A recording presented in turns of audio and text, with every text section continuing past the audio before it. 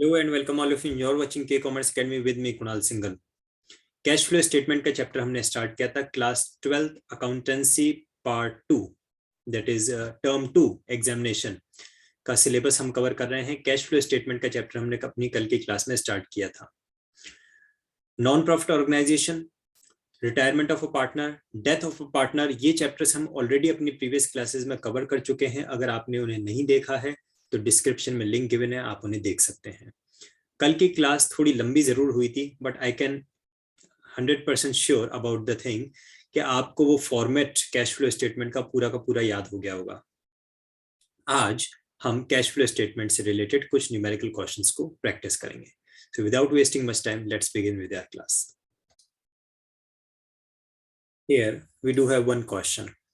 From the following balance sheet of DoubleTree Limited as at 31st March 2019 and additional information, calculate operating profit before working capital changes.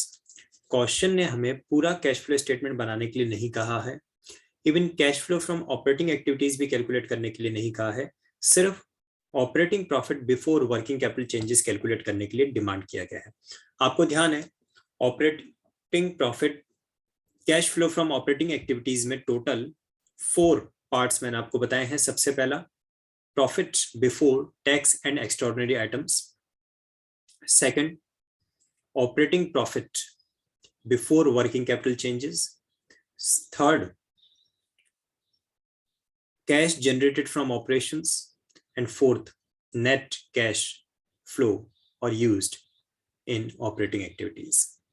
इसमें हमसे पूछा गया है calculate करने के लिए operating profit before working capital changes. Heading लिख देते हैं हम लोग, calculation of operating profit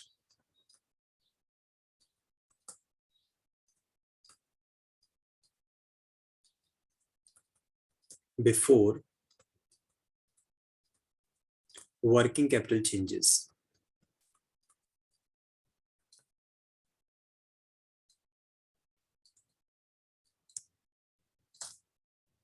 right, heading लिख दिया हमने, फॉर्मेट बना लिया जिसमें एक पर्टिकुलर्स का कॉलम हो गया, एक डिटेल्स का और एक फाइनल अमाउंट के लिए। देखते हैं क्वेश्चन में क्या दिया है। We do have share capital, reserves and surplus, then trade payables, other current liabilities which has outstanding expenses, short-term provisions which has provision for taxation, then fixed assets में tangible fixed assets है, non-current investments है हमारे पास में, then notes to accounts में दे रखा है that is reserves and surplus जो आपका है। इस reserves and surplus में टोटल 2 आइटम्स हैं। क्या क्या है? जनरल रिजर्व्स भी हैं और इस surplus that is balance of statement of profit and loss भी है। एडिशनल इंफॉर्मेशन में हमें दे रखा है depreciation for the year was ₹75,000। आपको ये ध्यान है, डेप्रिसिएशन को हम क्या करते हैं, non operating and non cash adjustment करते समय हम डेप्रिसिएशन को ऐड करते हैं। राइट, क्वेश्चन की शुरुआत हम कहां से करेंगे? सबसे पहले हम अपनी हेडिंग लिखेंगे that is cash flow from operating activities.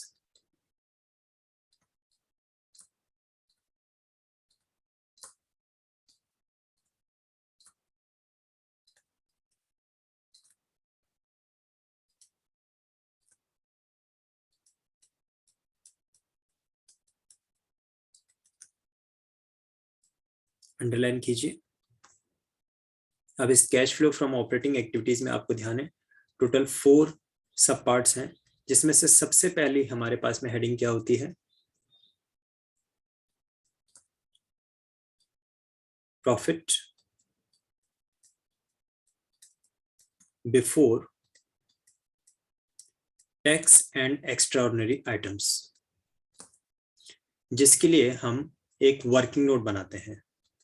आपको ध्यान है, वर्किंग नोट बना के हम ये चीज कैलकुलेट करते हैं।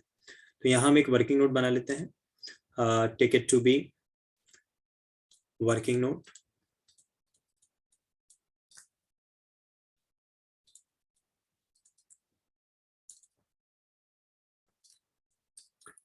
वर्किंग नोट में हमारे पास में होगा net profit as per statement of profit and loss,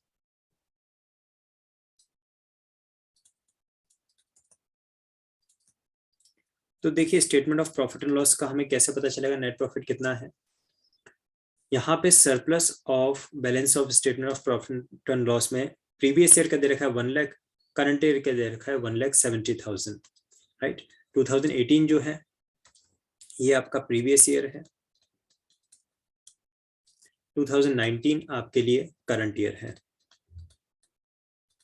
और हमें दे रखा है कि प्रीवियस ईयर में 1 लाख था और अभी करंट ईयर में 1,70,000 हो गया। It means clearly means that is in the current year profit of rupees 70,000 have been earned, net profit of rupees 70,000 have been earned। इसमें हमें ऐड करनी होती है 3 चीजें, आपको ध्यान है। Tax that is provision for tax, dividend that is proposed dividend, equity dividend, interim dividend, preference dividend and transfer to reserves. तो इस क्वेश्चन में डिविडेंड के बारे में तो कोई इंफॉर्मेशन है नहीं, कुछ भी बिल्कुल इंफॉर्मेशन नहीं है। लेकिन हाँ, प्रोविजन फॉर टैक्सेशन के बारे में हमें ओपनिंग और क्लोजिंग दोनों बैलेंसेस गिवन है। ओपनिंग है हमारे पास में 90,000, क्लोजिंग है 1 लाख का, राइट। इसके अलावा हमें जनरल रिजर्व्स भी यहाँ पे दे रखे हैं। जनरल रिजर्व्स में ओपनिंग है 4 लाख के और क्लोजिंग है 5 लाख के। इससे नजर आ रहा है कि करंट ईयर में हमने 1 लाख रुपीज जनरल रिजर्व में ट्रांसफर किया होगा। तो सबसे पहले हम ले लेते हैं प्रोविजन फॉर टैक्सेशन के बारे में, और जनरल डिविडेंड की कोई इंफॉर्मेशन नहीं है तो उसको इग्नोर करेंगे। ऐड कर रहे हैं क्या, provision for taxation and transfer to general reserves।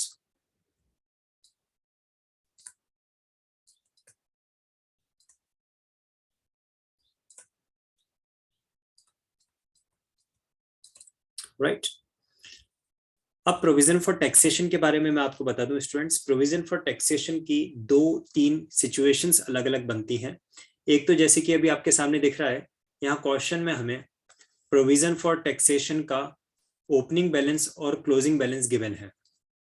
जो प्रीवियस ईयर का वो ओपनिंग बैलेंस है, जो करंट ईयर का वो क्लोजिंग बैलेंस है, और कोई एडिशनल इंफॉर्मेशन हमें गिवन नहीं है।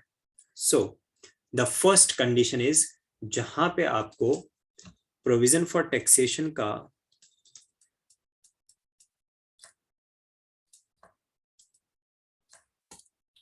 ओपनिंग बैलेंस और क्लोजिंग बैलेंस गिवन हो और इसके अलावा कोई एडिशनल इंफॉर्मेशन गिवन ना हो, no additional information, in that particular situation जो ओपनिंग बैलेंस आपको गिवन है इसे आप पेमेंट करेंगे, और जो क्लोजिंग बैलेंस गिवन है करंट ईयर का इसे आप प्रपोज करेंगे, यानी इसके लिए प्रोविजन क्रिएट करेंगे।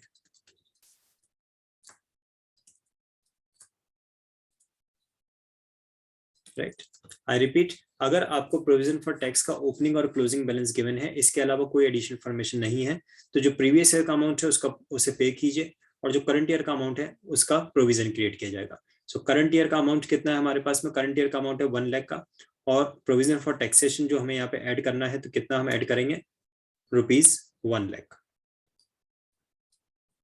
आपको ध्यान है, जो अमाउंट पे किया जाता है उसको हम लेस करते हैं। कहाँ पे लेस करते हैं, ऑपरेटिंग एक्टिविटीज के एंड में जाके। कल मैंने फॉर्मेट में आपको समझाया था वो चीज कि ऑपरेटिंग एक्टिविटीज के एंड में जाके हम टैक्स पेड को लेस करते हैं, और प्रोविजन फॉर टैक्स मेड को वर्किंग नोट में ऐड करते हैं। ट्रांसफर टू रिजर्व्स की अगर बात करें तो ऑब्वियसली पहले 4 लाख के रिजर्व्स थे मेरे पास में और अभी 5 लाख के हैं। इसका मतलब करंट ईयर में 1 लाख के रिजर्व्स ट्रांसफर किए गए होंगे। It's a clear cut thing.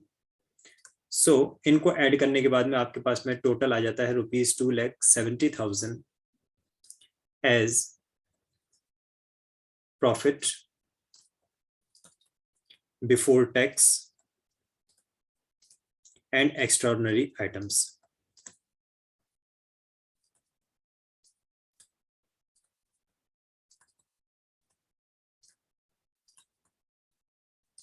Right, और ये 2,70,000 का जो प्रॉफिट हमारे पास में आया है, इसे हम मेन स्टेटमेंट के आउटर कॉलम में लिखेंगे ₹2,70,000।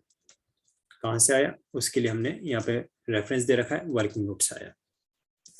अब हमें नेक्स्ट इसमें करने हैं एडजस्टमेंट्स फॉर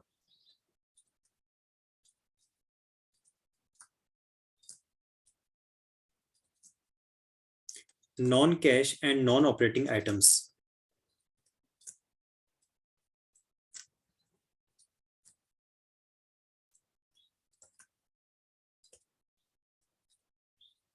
इसके लिए मैंने आपको बताया था मेनली 5 आइटम्स तो आप ऐड करते हैं।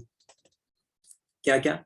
Depreciation, interest on debenture, depreciation interest on debenture. Third one, loss on sale of fixed asset. Fourth one, goodwill return of. And fifth one, that is in case any provision for doubtful debt is created. इस question में आप देखेंगे हमें depreciation तो दे रखा है, depreciation है 75,000 rupees का, राइट। डेप्रिसिएशन तो हमें क्लियरली दे रखा है, लेकिन गुडविल रिटर्न ऑफ के बारे में, loss on sale of fixed asset के बारे में, इंटरेस्ट ऑन डिबेंचर के बारे में, या provision for doubtful debt create करने के बारे में कोई इंफॉर्मेशन नहीं है। तो सीधा सीधा हम क्या करेंगे, हम डेप्रिसिएशन का अमाउंट यहाँ पे ऐड कर देंगे, ऐड डेप्रिसिएशन। जो चीज दे रखी है वो ले लीजिए, जो नहीं दे रखा है उसको इग्नोर कर देंगे। 75,000 का डेप्रिसिएशन हम यहाँ पे ऐड करेंगे। And finally the amount that we will get is 3,45,000, and this will be our answer for this question, that is second heading हमारी ये हो गई है, operating profit before working capital changes.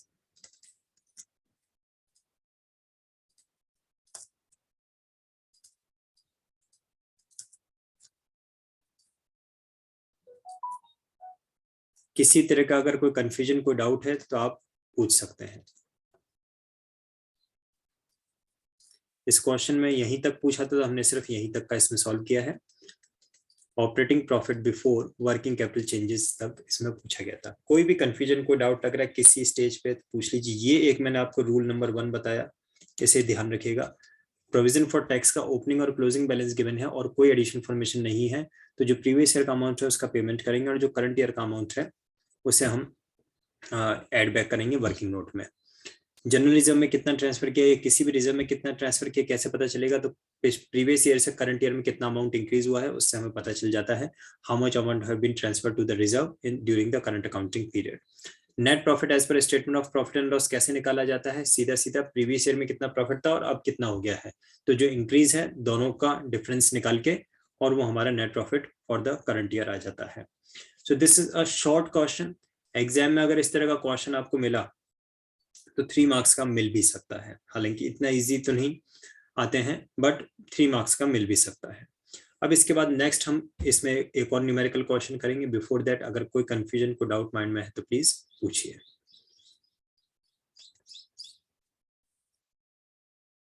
Friends, here we do have the another question. From the following information of ABC Limited, calculate cash flow from operating activities. तो इस question में हमें इसमें भी पूरा कैश फ्लो स्टेटमेंट तो नहीं बनाना है, but cash flow from operating activities हमें पूरा कैलकुलेट करना है। क्या क्या इंफॉर्मेशन है, हमें statement of profit and loss given है, बैलेंस शीट गिवन नहीं है, हमें statement of profit and loss given है। कोई दिक्कत नहीं है, देखिए क्या क्या आइटम्स हैं इसमें। रेवेन्यू फ्रॉम ऑपरेशंस है, अदर इनकम है, एक्सपेंसेस में purchase of stock and trade, change in inventory, depreciation. आपको ध्यान है डेप्रिसिएशन को हम क्या करते हैं, non operating and non cash items की जगह पे ऐड करते हैं। अदर एक्सपेंसेस, अदर एक्सपेंसेस का हम देखेंगे डिटेल में क्या दे रखा है। अदर एक्सपेंसेस का हमें नीचे नोट टू अकाउंट में दे रखा है office expenses, selling expenses, loss on sale of asset है, तो loss on sale of asset को भी हम non operating non cash items की जगह पे ऐड करते हैं। देन हमें प्रॉफिट दे रखा है, profit before tax less provision for tax. Provision for tax को क्या करते हैं हम, प्रोविजन फॉर टैक्स को वर्किंग नोट में हम ऐड करते हैं। देन हमें प्रॉफिट आफ्टर टैक्स दे रखा है, डिविडेंड रिसीव्ड दिया है। डिविडेंड रिसीव्ड क्या होता है, dividend received is a non operating income. Non operating income को हम क्या करेंगे, लेस करेंगे।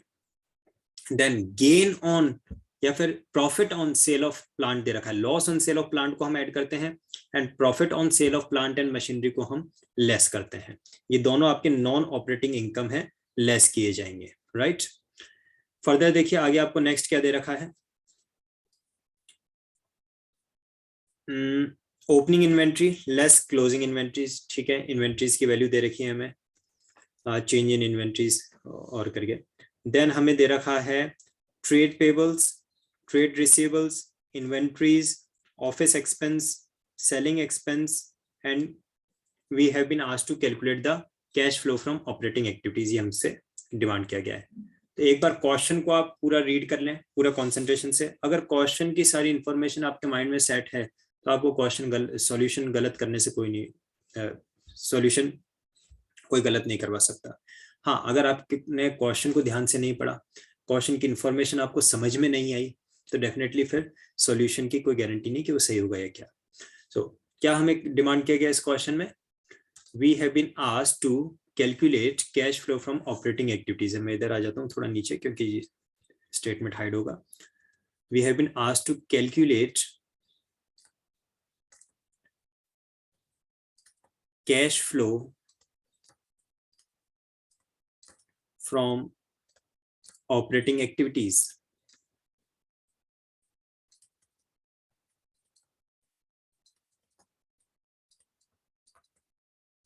राइट, हमारी सबसे पहले हेडिंग यहाँ पे होगी, that is cash flow from operating activities.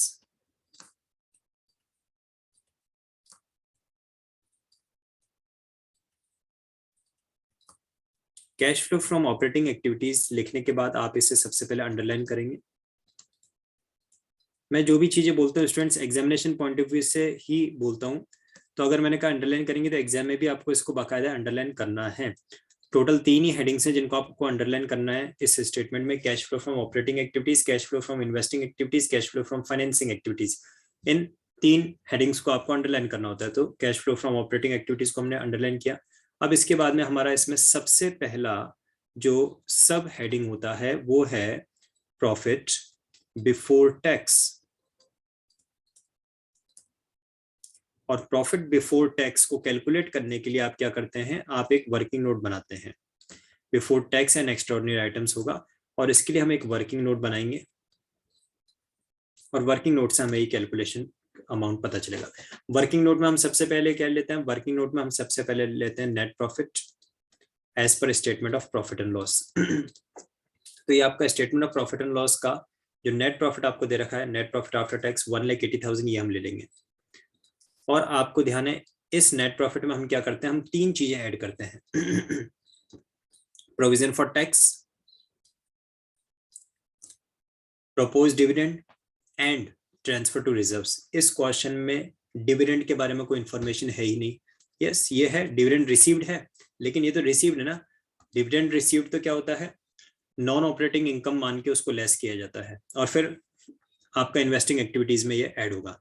But यहाँ पे तो हम प्रपोज डिविडेंड की बात कर रहे हैं, जो शेयर्स वगैरह पे डिविडेंड दिया जाता है उस डिविडेंड की बात कर रहे हैं, तो डिविडेंड रिसीव्ड यहाँ पे अकाउंट नहीं होगा। तो नेट प्रॉफिट में हमें 3 चीजें ऐड करनी होती हैं, provision for taxation, propose dividend and transfer to reserves. इस क्वेश्चन में रिजर्व्स की भी कोई इन्फॉर्मेशन नहीं है, तो रिजर्व्स नहीं है, डिविडेंड नहीं है, बचा कौन, provision for tax.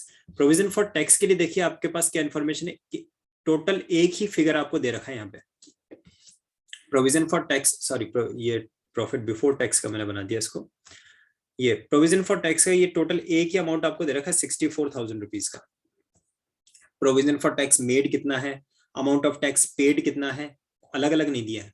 Rule number 2, rule number 2 ये कहता है कि इन केस आपको प्रोविजन फॉर टैक्स का सिर्फ एक ही अमाउंट गिवन हो तो सेम अमाउंट वर्किंग नोट में ऐड होगा और सेम अमाउंट एंड में जाके टैक्स पेड के नाम से ऑपरेटिंग एक्टिविटीज में लेस हो जाएगा।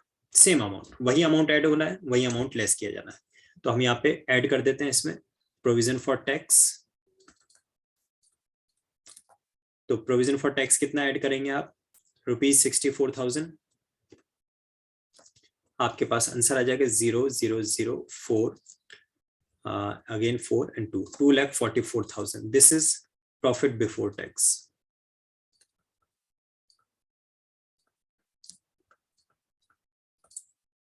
ये अमाउंट हमारा हम स्टेटमेंट के आउटर कॉलम में लिखेंगे, ₹2,44,000। राइट, अब इसमें आपको करने हैं adjustments for non cash and non operating items. Adjustments for non cash and non operating items.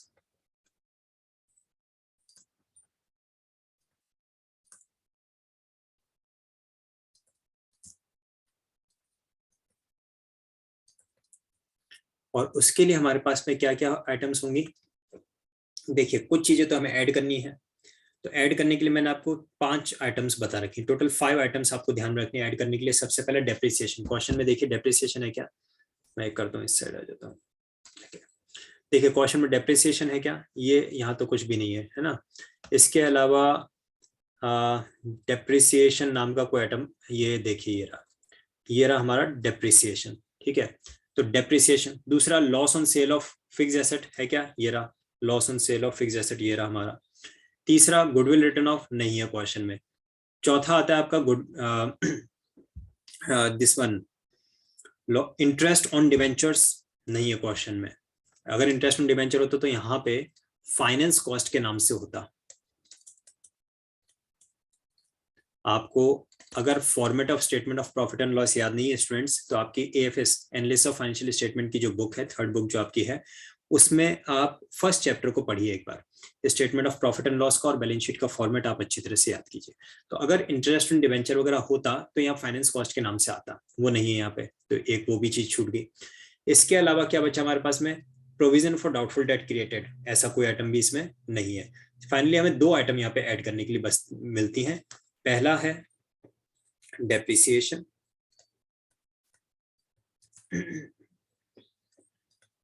कितना है डेप्रिसिएशन का हमारे पास में अमाउंट,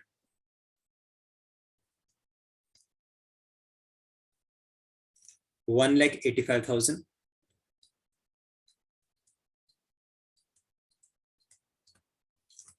और दूसरा अमाउंट हमारे पास में है loss on sale of asset,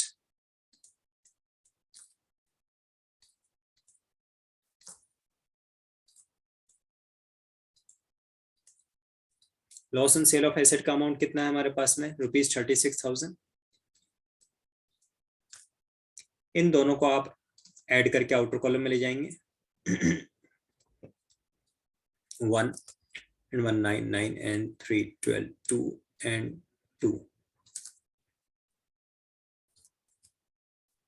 0 0 0 and 4 and 1 5 add करना है।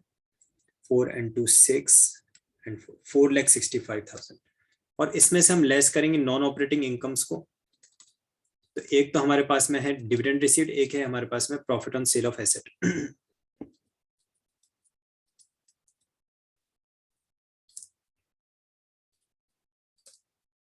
डिविडेंड रिसीव्ड का अमाउंट है ₹5,000 का,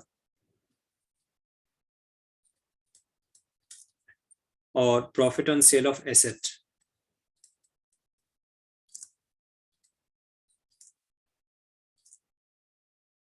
हमारे पास में अमाउंट है ₹40,000 का। ये दोनों आइटम्स हमें क्या करनी, लेस करनी है।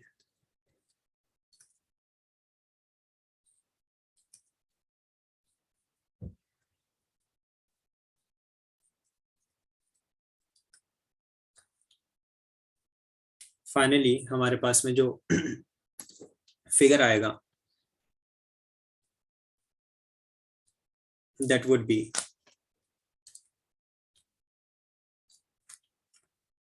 देखिए 6 - 4 2 and 4,20,000। This is the second heading we will get, that is operating profit।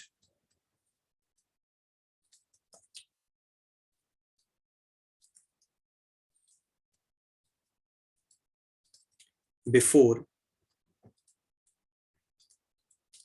working capital changes।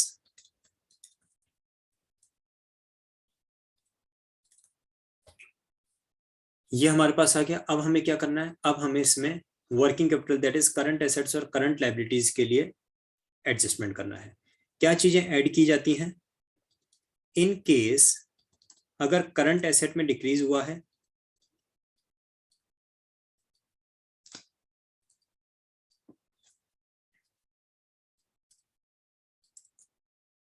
या फिर करंट लायबिलिटी में इंक्रीज हुआ है।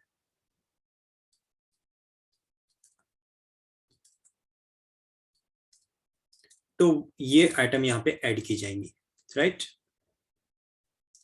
एक बार एग्जांपल से समझ लें।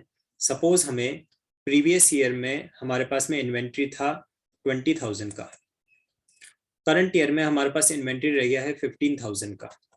इसका मतलब क्या, 5,000 का इन्वेंट्री कहाँ गया, 5,000 का इन्वेंट्री हमने सेल कर दिया। 5,000 का इन्वेंट्री आपने सेल किया तो आपके पास कैश आया होगा, और जो भी कोई ऐसा ट्रांजेक्शन होगा जिसकी वजह से बिजनेस में कैश आता है वो कैश फ्लो स्टेटमेंट में ऐड होगा। कोई भी ऐसा ट्रांजेक्शन जिसकी वजह से कैश आता है तो वो आपका कैश फ्लो स्टेटमेंट में ऐड होगा, और जिसकी वजह से कैश जाता है, आउटफ्लो ऑफ कैश होता है, तो वो कैश फ्लो स्टेटमेंट में लेस किया जाएगा। यहाँ पे इन्वेंट्री में कम हुआ, इसका मतलब करंट एसेट में कम हुआ, तो decrease in current asset and increase in current liability, ये चीजें ऐड की जाती है। देखते हैं इसमें कौन कौन सी आइटम्स हमें मिलती हैं इससे related. Trade payables current liability है, ट्रेड पेबल्स में क्या हो रहा है, ट्रेड पेबल्स में इंक्रीज हो रहा है, और increase in current liability, increase in current liability को हम क्या करेंगे, ऐड करेंगे। इसके बाद में हमारे पास में ट्रेड रिसीवल्स है, ट्रेड रिसीवल्स में 415 से 452, ये कौन सा आपका, ये करंट ईयर है और ये प्रीवियस ईयर है। 415 से 452 हो गया इंक्रीज इन एसेट, और इंक्रीज इन एसेट को हम क्या करेंगे, लेस करेंगे। देन आपके पास नेक्स्ट इन्वेंट्रीज है, इन्वेंट्रीज में 284 से 3 lakh, again increase in inventory, less किया जाएगा। देन आपका selling expense outstanding, outstanding selling expense, outstanding expense क्या हो रहे हैं, कम हो रहे हैं। आउटस्टैंडिंग एक्सपेंस कम हो रहे हैं, अगेन ये पेमेंट हुआ है इसलिए कम हुआ, इसका मतलब लेस किया जाएगा। और लास्ट आइटम आपके पास में है, नो सॉरी, ऑफिस एक्सपेंस का था ये, ऑफिस एक्सपेंस लेस किया जाएगा। और लास्ट आइटम हमारे पास में सेलिंग एक्सपेंस, सेलिंग एक्सपेंस का क्या है, 22 से 25, यानी कि इंक्रीज हुआ है, increase in current liability add किया जाएगा। तो दो चीज हमारे पास में ऐड की मिली हमें। पहला इंक्रीज इन ट्रेड पेबल्स,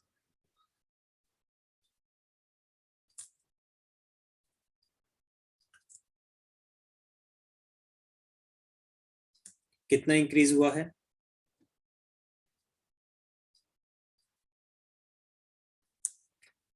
250 से 278, 28,000 का इंक्रीज है। दूसरा आइटम है आपका इंक्रीज इन सेलिंग एक्सपेंसेस,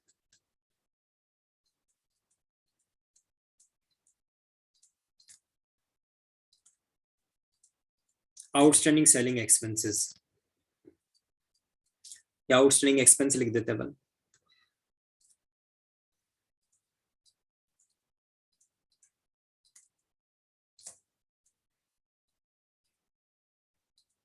कितने का इंक्रीज हुआ है, 22 से 25, यानी कि 3,000 का इंक्रीज हुआ है। ये हो गया टोटल 31,000।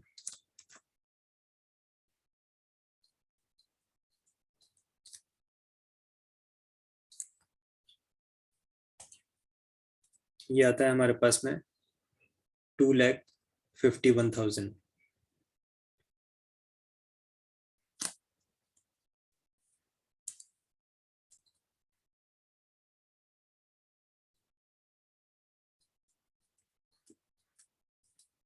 और फिर अब हम इसमें से लेस करेंगे, क्या लेस करेंगे, इंक्रीज इन करंट एसेट अगर कोई है, and decrease in current liability. ये आप याद कर लेना कि क्या चीज ऐड करना है, क्या लेस करना है, डिक्रीज इन करंट लायबिलिटी अगर कोई है तो ये चीजें लेस की जाएंगी। तो इससे रिलेटेड हमारे पास में 3 आइटम है, ऑलरेडी लिख चुके हैं हम। सबसे पहला ट्रेड रिसीवेबल में इंक्रीज हुआ है, तो increase in trade receivables,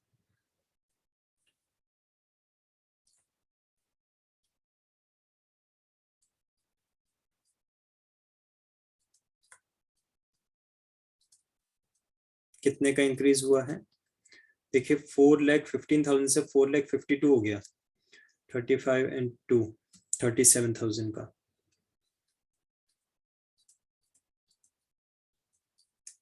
next item आपके पास में है इन्वेंट्रीज, इन्वेंट्रीज में क्या हुआ, इन्वेंट्रीज में 284 से 3 लाख ये भी इंक्रीज हुआ है।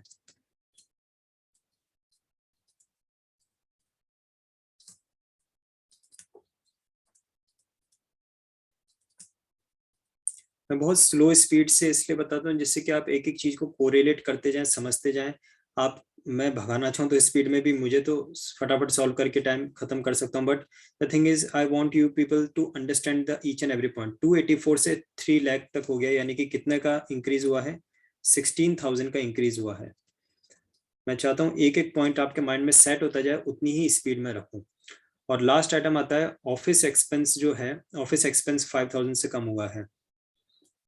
Decrease in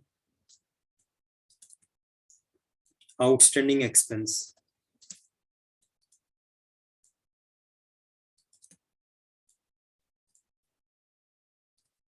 cash flow statement एक ऐसा चैप्टर है जो बच्चे अक्सर माइंड में कंफ्यूजन रह जाता है, डाउट रह जाता है, कोई ना कोई कॉन्सेप्चुअल क्लियरिटी में दिक्कत आती है। तो मैं गारंटी देता हूं कि अगर आप मेरे साथ में कुछ क्वेश्चन सॉल्व कर लेते हैं और कल की जो क्लास हमारी हुई थी फॉर्मेट वाली, वो अगर आप देख लेते हैं, it will never be a problem for you. This chapter will be just on your tips. 7 and 6 13, 13 and 5 it will be 18 and 1 4 5 58,000 आया है। ये हमें इसमें से लेस करना है स्टूडेंट्स, राइट। तो 4,51,000 में से 58 जाएगा, फिर 7,000 और हो जाएगा, 3,93,000। ये हमारे पास जो आएगा 3,93,000, ये आ गया हमारे पास में heading number 3, that is cash generated from operation.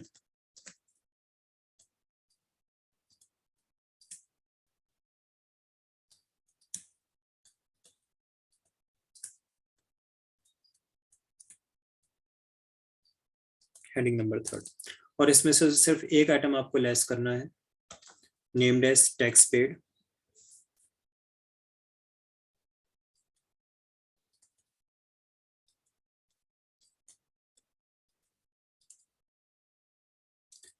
कितना टैक्स पेड मैंने आपको बताया था, जब कोई इंफॉर्मेशन ना हो, सिर्फ टोटल एक ही फिगर आपको दे रखा है, तो सेम अमाउंट हमने ऐड किया था वर्किंग नोट में, और वही सेम अमाउंट यहाँ पे लेस किया जाएगा, 64,000।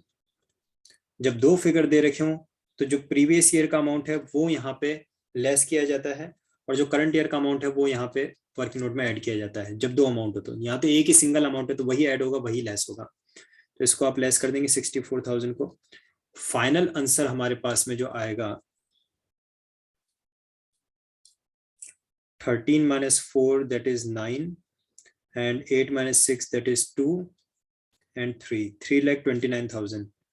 This is the final answer students, 3,29,000। इस ये है हमारा फोर्थ हेडिंग जिसको हम बोलेंगे net cash.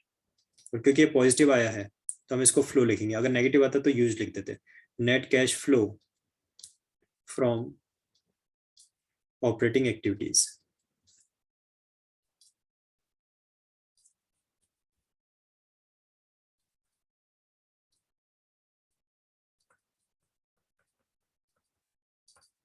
Net cash flow from operating activities 3,29,000, ये हमारा फाइनल आंसर हो गया। कोई कंफ्यूजन, कोई डाउट अगर माइंड में है तो आप पूछ सकते हैं, अदरवाइज आज की क्लास को मैं यहीं पे ओवर करूंगा। दो न्यूमेरिकल क्वेश्चन मैंने आपको करवाए, दोनों ही ऑपरेटिंग एक्टिविटीज से रिलेटेड वाले क्वेश्चन थे। आई होप आप लोगों को कुछ कॉन्सेप्चुअल क्लैरिटी मिला होगा कैश फ्लो स्टेटमेंट से रिलेटेड। अगर कोई क्वेरी, कोई डाउट लग रहा है माइंड में तो पूछिए please, I will answer you. और जैसे कि आपको ध्यान है कि मॉक वाइवाज में अगर आप अपियर होना चाहते हैं, अकाउंटेंसी, बिजनेस स्टडीज और इकोनॉमिक्स के मॉक वाइवाज के लिए ऑनलाइन अगर आप अपियर होना चाहते हैं, ऑब्वियसली 100% फ्री ऑफ कॉस्ट, तो रजिस्ट्रेशन ओपन है। आप मुझे अपना नेम,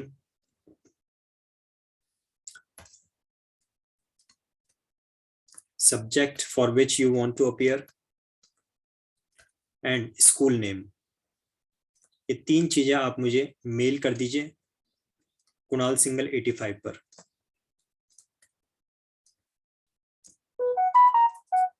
obviously @gmail.com। और मैं आपको शॉर्ट लिस्ट करके आपका मॉक वाइवा कंडक्ट करूंगा, जो कि आपके लिए हेल्पफुल होगा in your main board practicals examinations. ये जो 2 क्वेश्चन मैंने आपको करवाए हैं, इन्हें आप दोबारा प्रैक्टिस करना after this class, may be tonight और may be tomorrow in the morning. और इसके जैसे कुछ न्यूमेरिकल क्वेश्चंस को प्रैक्टिस कीजिए। अगर किसी क्वेश्चन में कोई डाउट आता है, आंसर मैच नहीं होता है, आप मुझे टेलीग्राम ग्रुप में मैसेज कीजिए। के कॉमर्स एकेडमी के नाम से टेलीग्राम ग्रुप है, टेलीग्राम चैनल है, आप मुझे मैसेज कीजिए। इंस्टेंटली जो भी आपका क्वेरी है उसको मैं एंटरटेन करूंगा, उसको रिजॉल्व करूंगा। So that's all for tonight. I hope you all had enjoyed our class. आपकी प्रिपरेशन में कुछ ना कुछ आपको हेल्प मिली है। So I just wish you all the very best and stay blessed, stay motivated, keep learning, be happy. Good night all of you.